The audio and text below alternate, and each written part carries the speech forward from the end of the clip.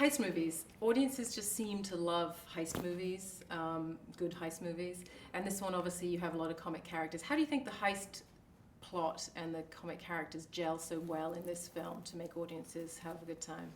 I think the reason the audience goes along on the ride is because it's regular people. Usually in a heist movie, you get a bunch of people, these people that are expert at something, doing a heist. These are like these regular working class people that are doing it. So it's more of a Robin Hood type of thing, you know. And that, you know, always resonates. Yeah, I think as an audience, it's always fun to see somebody get away with something.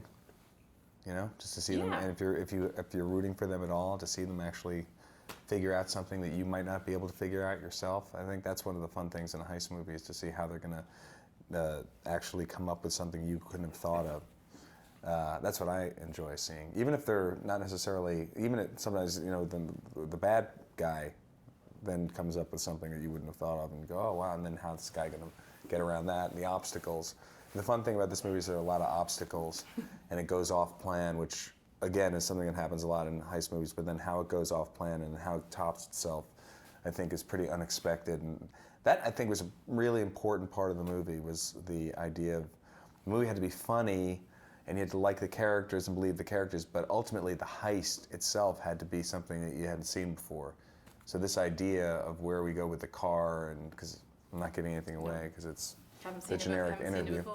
But that sort of thing, you know, just like, all right, I haven't seen that happen before in a movie. But there's also a relevancy about the story here, with the small guys taking down the big schemer, the Wall Street guy.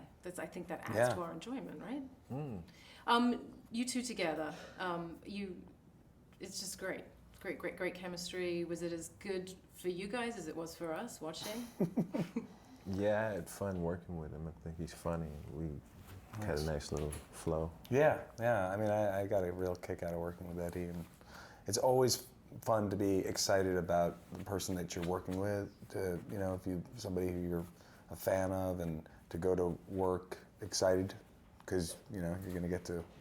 I mean, Eddie's movies, you know, he's done so many iconic films, and as anybody who's in comedy has a real respect for what he's done, and especially, you know, if you do movies, I think you understand what that is and how challenging that can be.